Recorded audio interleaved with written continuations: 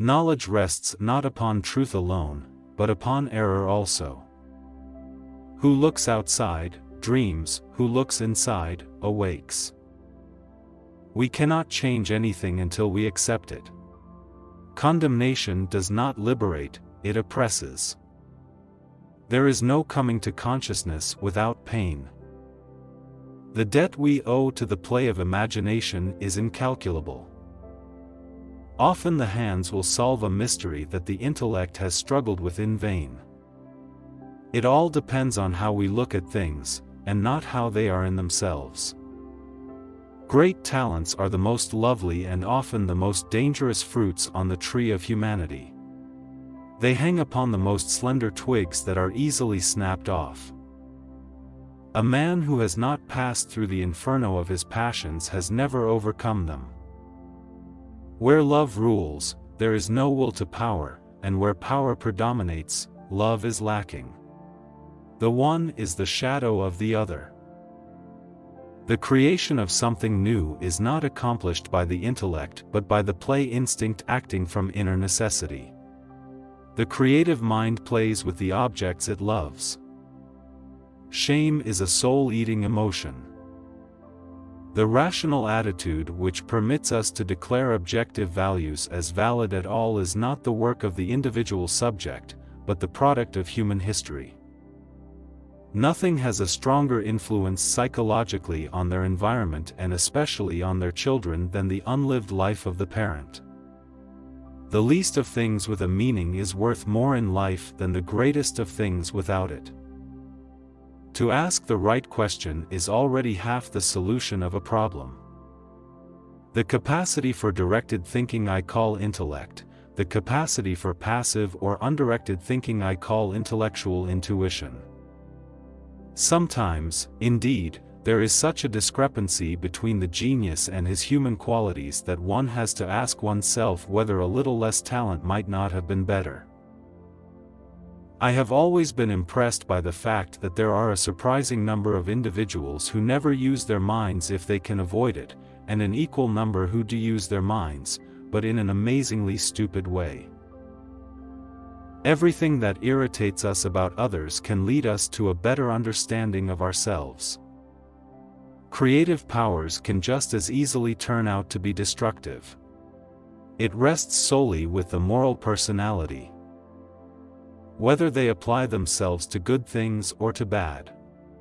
And if this is lacking, no teacher can supply it or take its place.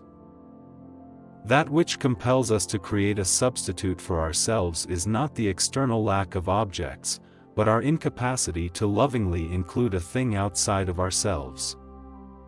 A dream that is not understood remains a mere occurrence, understood it becomes a living experience.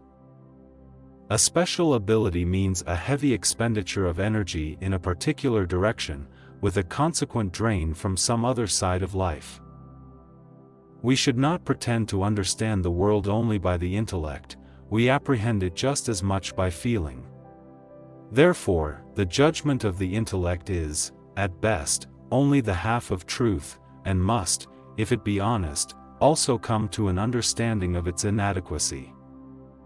I regret many follies which sprang from my obstinacy, but without that trait, I would not have reached my goal. As any change must begin somewhere, it is the single individual who will experience it and carry it through.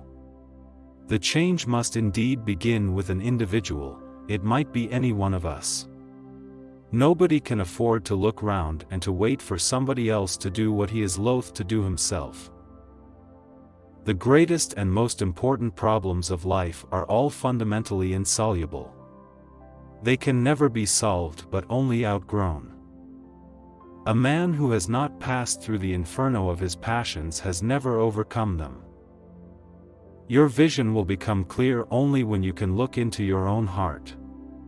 Who looks outside, dreams, who looks inside, awakes. I am not what happened to me, I am what I choose to become. The first half of life is devoted to forming a healthy ego, the second half is going inward and letting go of it.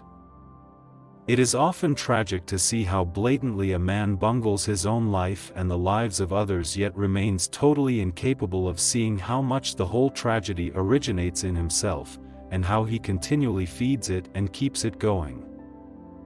Resistance to the organized mass can be effected only by the man who is as well organized in his individuality as the mass itself. The shoe that fits one person pinches another. There is no recipe for living that suits all cases. Knowing your own darkness is the best method for dealing with the darknesses of other people. The acceptance of oneself is the essence of the whole moral problem and the epitome of a whole outlook on life. We cannot change anything unless we accept it. Condemnation does not liberate, it oppresses. Find out what a person fears most, and that is where he will develop next. The pendulum of the mind oscillates between sense and nonsense, not between right and wrong. No tree, it is said, can grow to heaven unless its roots reach down to hell. Where wisdom reigns, there is no conflict between thinking and feeling. Man needs difficulties, they are necessary for health. There are as many nights as days, and the one is just as long as the other in the year's course. Even a happy life cannot be without a measure of darkness, and the word happy would lose its meaning if it were not balanced by sadness.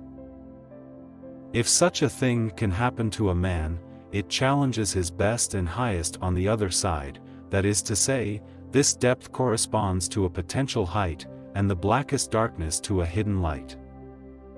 In all chaos, there is a cosmos, in all disorder a secret order. Nobody, as long as he moves about among the chaotic currents of life, is without trouble. Mistakes are, after all, the foundations of truth, and if a man does not know what a thing is, it is at least an increase in knowledge if he knows what it is not.